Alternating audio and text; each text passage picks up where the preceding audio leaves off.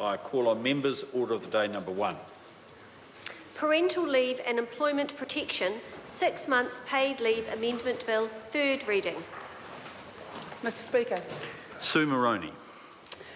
Mr Speaker, I move that the Parental Leave and Employment Protection 6 months Paid Leave Amendment Bill be now read a third time. And on any other occasion in this Parliament, Mr Speaker, speaking those words would mean that the bill gets passed into law and families would be able to look forward to 26 weeks paid parental leave, but not under this miserable national government. That's not what's going to happen. For the first time in this Parliament's history, a bill is about to have a third reading debate and there will be no vote put at the end of this.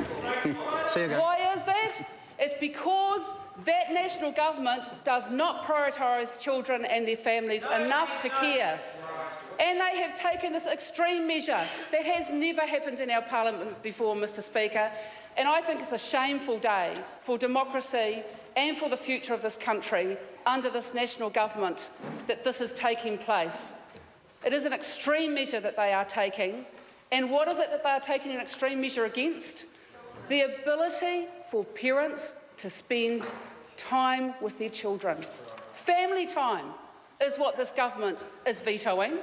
They're vetoing family time and the ability for every child to get the best start in life.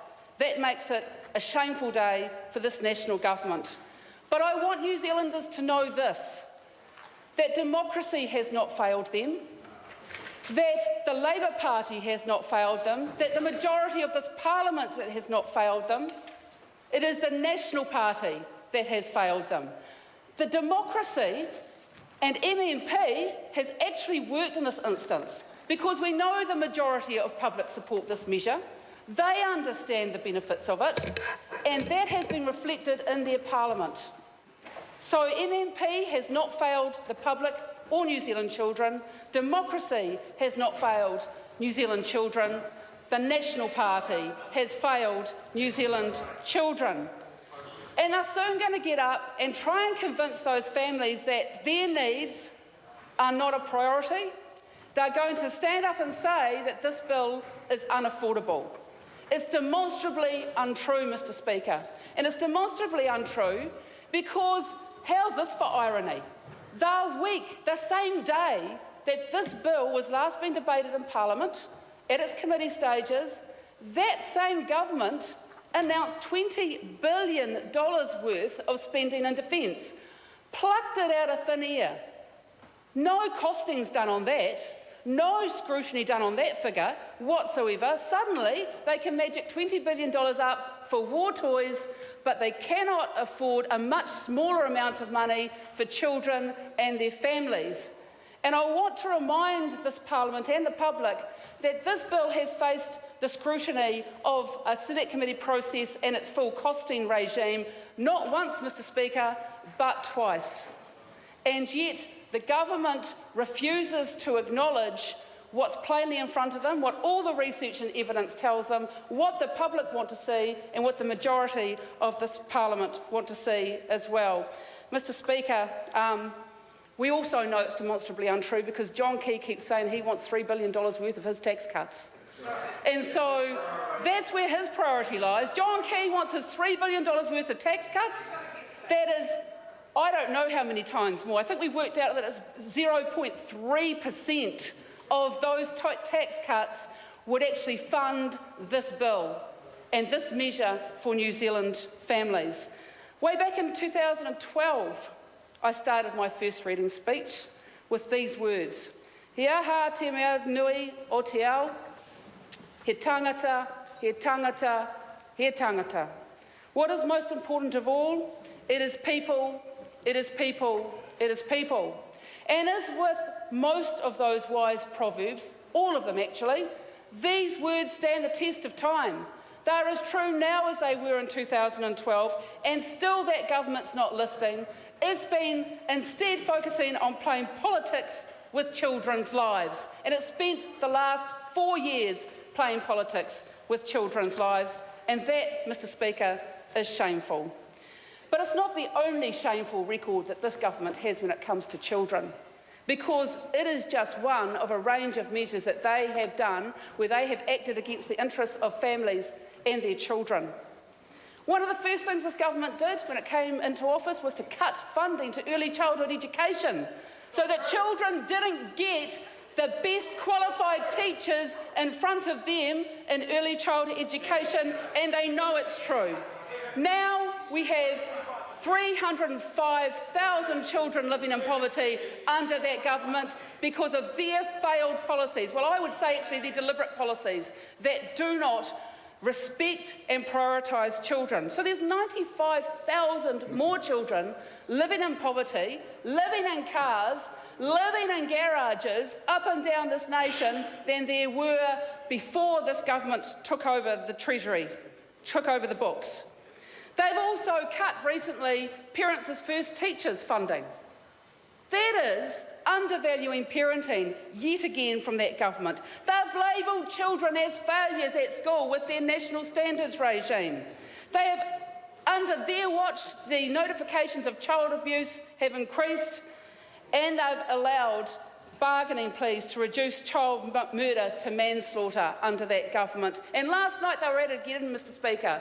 They were stripping family time away from families for Easter Sunday because they were bargaining away, trading away Easter Sunday as an important day for families to spend together.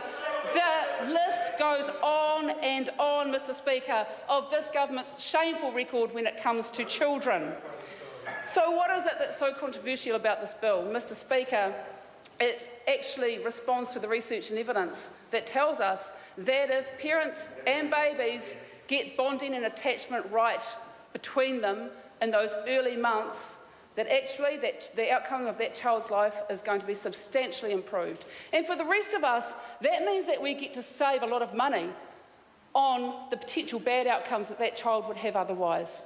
And for the rest of us, it means we get to live alongside really well-balanced children. And isn't that what we would all want? We want to have well-balanced, well-nurtured people in our community who we're living beside.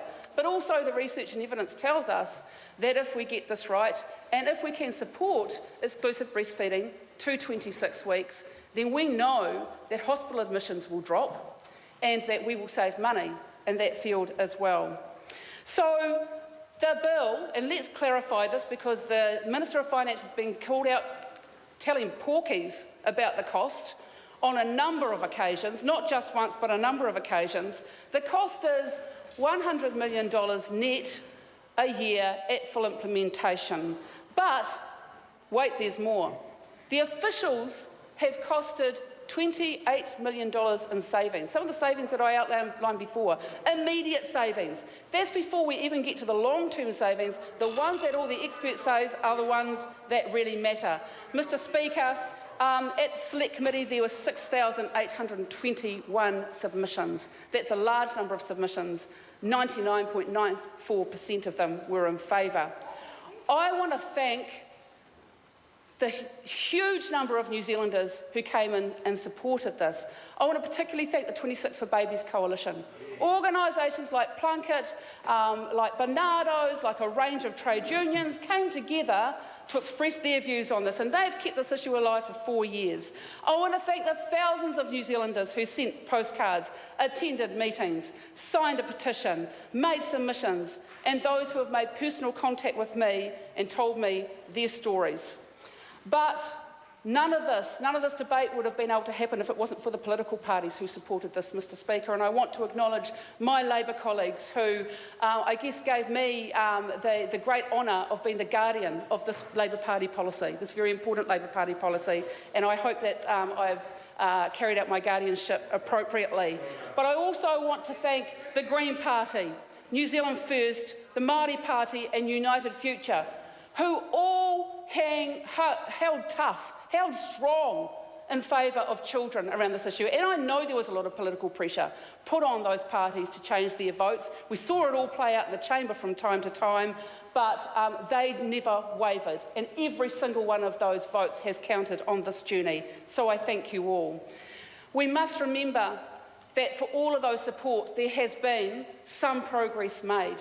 We on this side of the House have forced the government to increase paid parental leave to 18 weeks, and importantly, we have forced them to ensure that babies who are born prematurely get even more leave than that. Mr. Speaker, finally, I want to... You finish off.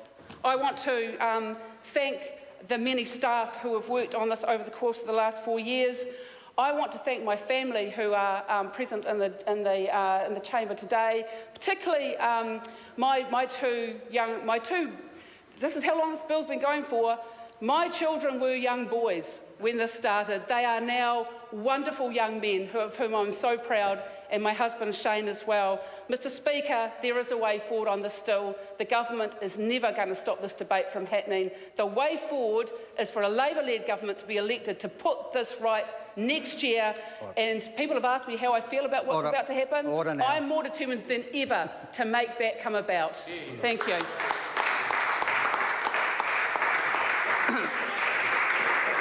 The question is that the motion be agreed to. I call Mark Mitchell.